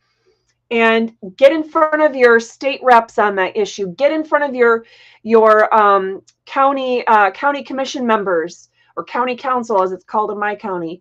And then city government. There may be stuff to do at the city level. There may not. But if you have those 3 top issues, maybe it's something that is more of a local issue to deal with. Maybe it's not. If you narrow yourself to the top 3 for 2023, then you will find that you're either more at the state level or county level or city level. But it's going to help narrow the scope of which governing bodies you even need to spend time trying to track down. It's also going to help you know which level of authority you need to be watching for bills or court cases or things like that. It's going to help you immensely. That 3 for 2023. Okay, so and again, all of this is going to help you getting that message done. So lucky for me, I didn't have a whole lot of slides today. So all of these different topics, again, these are just examples of different types of rights. I went through verbally a lot of what a lot of other examples would be. And remember, no matter what, try to weave into any materials you leave with them that every government official is required to take the oath of office. These are just some examples of where that is required. So again, true or false question of the week. Yes, and our friend, this is our friend 2A love this. Thank you for joining us today. This is, again, for those of you who Second Amendment issues, constitutional carry, you name it, that's going to be one of your 3 topics for 2023 to fight in the freedom fight. This is one of those people, even if you're not in Michigan, this could be one of your resources to tap into, someone who's going to help explain new federal statutes and rules like ATF rules and regulations, which are all unconstitutional. But anyway, when they come out, he talks about them. New court cases come out, state or federal courts, even especially the United States Supreme Court. This person talks about them right here. This guy, 2A. So make sure that if that is one of your freedom fighting topics, one of your 3 for 2023, that you are checking out 2A on YouTube or any of the others. And 2A please feel free, if you're still in here with us, please feel free to leave a comment on which other social media platforms that you share information on. And I can throw it up here on the screen so people that are on other platforms will be able to see it. So at any rate, okay, so thank you to the Liberty Cause, who shared that he said that I did great at yesterday's meeting. I'm assuming it's yesterday's meeting, so I appreciate that as well. And he also said that there was a great exchange that I had with Webster Barnaby. He is a state rep who was leading the meeting yesterday, although not personally my state rep. I believe he's actually the Liberty Cause's state rep. But it was a good opportunity, a great exchange that I had with him. So again, having your voice heard by legislators very early in the legislative session or even before is not that important, especially if others are speaking on the same issues, true or false. I'm not even going to give you the false screen that I normally give you, the false screen, the true or false answer screen that I normally show you next. True and then why, or false and then why. No, I think we covered that really obviously throughout this whole episode. So I'm confident you can answer this accurately. So please make sure to jump over to Twitter, Telegram, LinkedIn, Truth Social, YouTube, one of those, to answer our true or false question of the day. The answer will be shared with you at 10 o'clock tonight on those platforms. So please make sure to look there. And for more information, please make sure to join us for tomorrow on our Wednesday Way to Get Involved challenge that we will share. Again, Thursday, we come back and do videos. We do our hopefully 10 minutes or less. Constitution segment recap video. If it's 10 minutes or less, that's the only way we can get it onto TikTok and Instagram, Pinterest, Truth Social, Telegram, all those platforms without having to do any editing or trying to figure out how to go live on those that don't play nice, like TikTok doesn't play nice with other platforms while you want to go live. But please make sure that you come back. Check out those freedom fighting tools on Friday, like we share every Friday. As long as we have an episode that week, there will be all of these other segments that will be posted and shared throughout the week. If it's a week that we don't have a Restore Freedom Weekly episode, we will not be sharing Friday's Freedom Fighting tools because those tie into the episode and main topic for the week. But anyway, this week, I promised you guys that one way, shape, or form we would be sharing the information like I gave to my legislative delegation yesterday. Well, I gave it to them last week. But information on the who, what, when, where, and why of what bills need to be passed this legislative session, keeping it simple as possible, but yet giving them the information they need and giving that push as to why. But anyway, we will be sharing those kinds of resources on Friday with our freedom fighting tools. And with that, I'm actually going to, let's see here.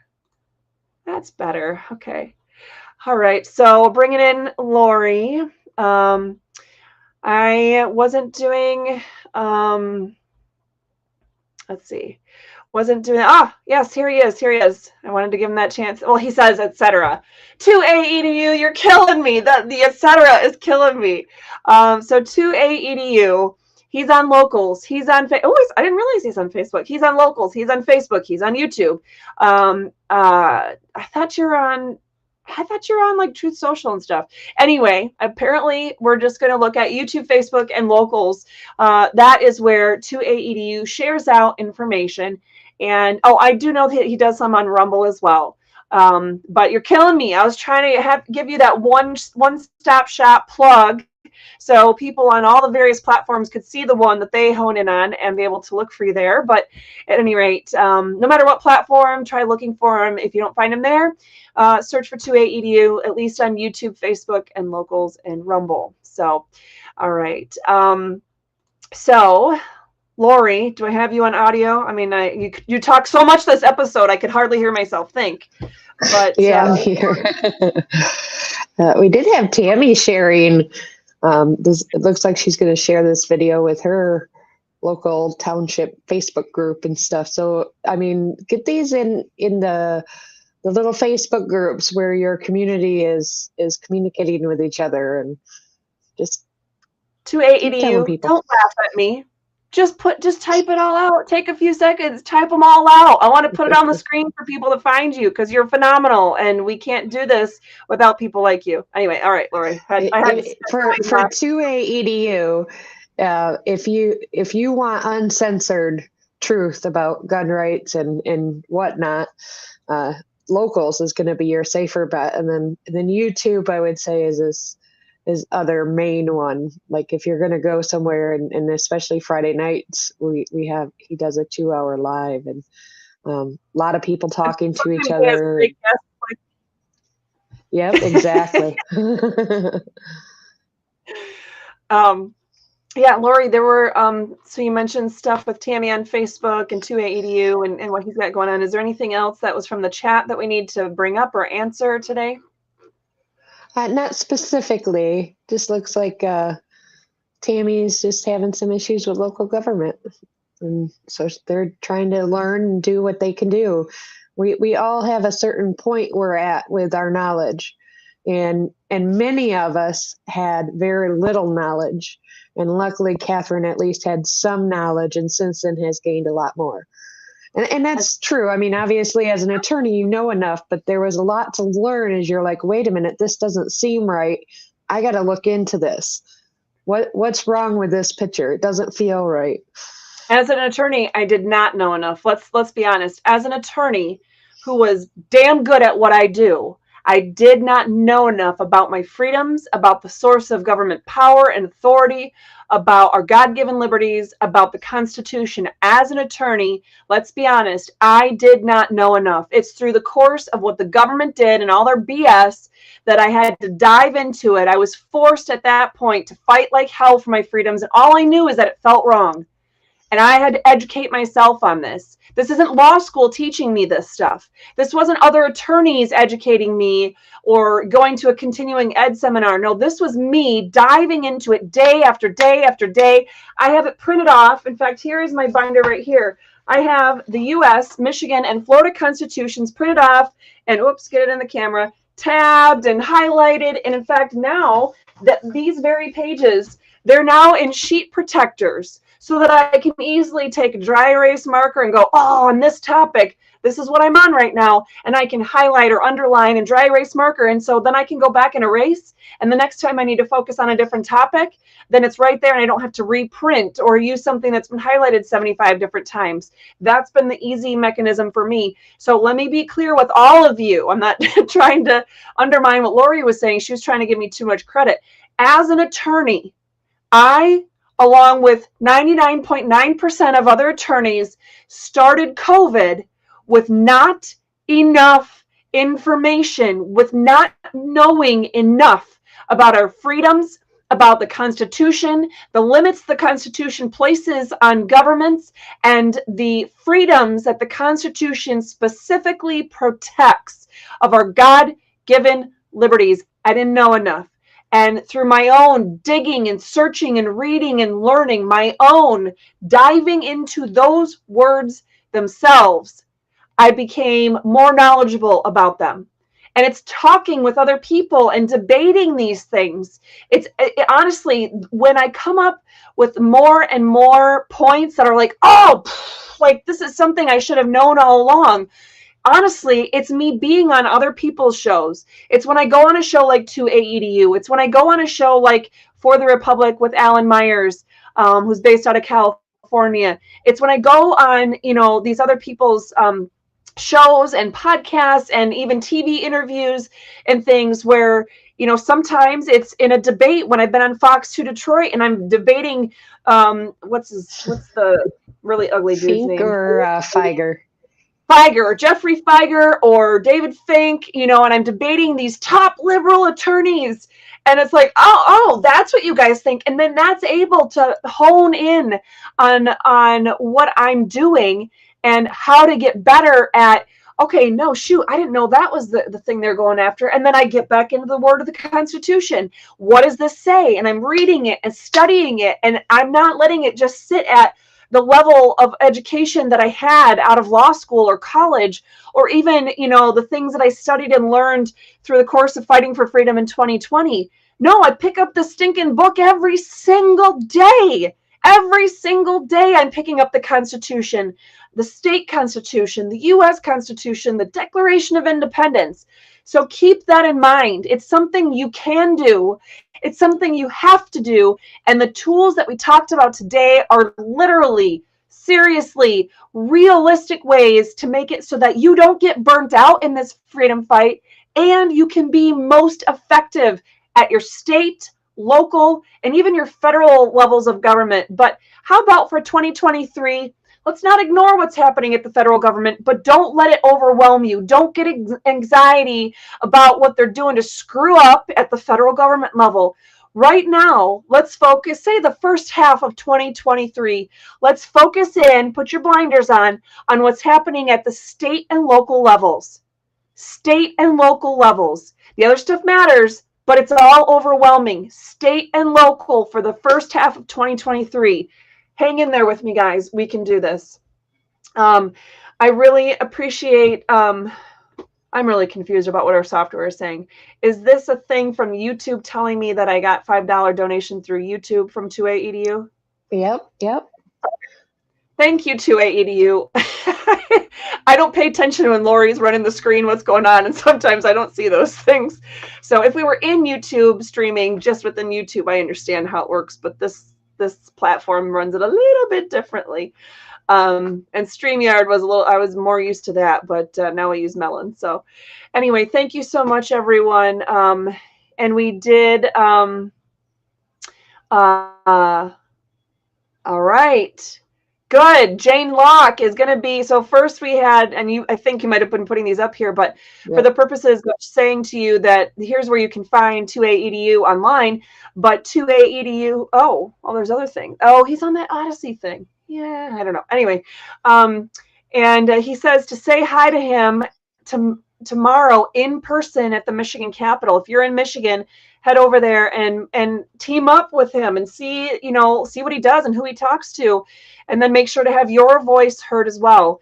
And our friend Jane Locke says, hey, I'll see you tomorrow at the Capitol, because she's not going to sit on her ass and let the government take away our freedoms. She's going to do everything she needs to fight for our freedom. So that is phenomenal and greatly appreciated. So at any rate, yes, thank you to all of you who have joined with us today and who are joining with us in this freedom fight in general. We can't do this without you.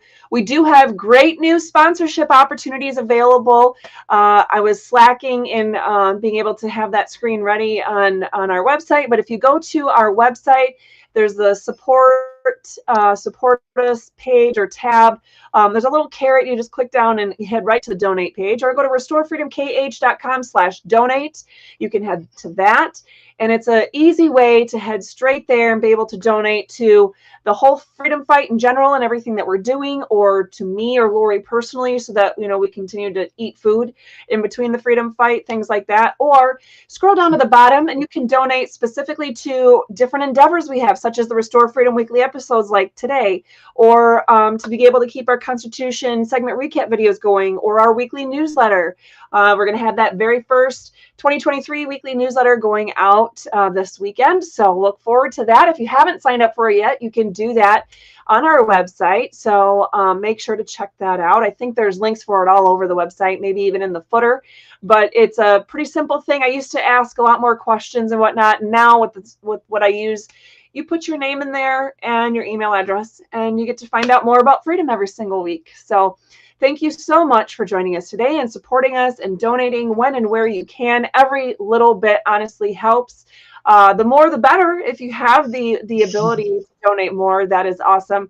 And like I said, those sponsorship opportunities, those come with the ability to have your business, your brand, your cause, your organization advertised in writing or verbally, having your website thrown out there, your product, whatever it is. So we can help get other freedom-loving companies and organizations advertised as well. So, all right, Lori, anything else we need to? Nope. All right. Oh my gosh, 2A EDU is going to be wearing a suit. Is that what he said? He's wearing a suit tomorrow? I've never seen you in a suit, man. I want a picture. Jane Locke, make sure that 2A sends a picture to me of him wearing a suit. The two of you together, if you can manage that. I want to see the both of you at the Capitol, talking to state reps, taking a picture, doing selfies. Send them to me, please. All right, guys. Then we can share it with everybody else, too. Yep. Yep. Well, thank you so much for joining us. I hope you all have a blessed day, and make sure to check out our other segments like we talked about later on this week. Bye, everyone.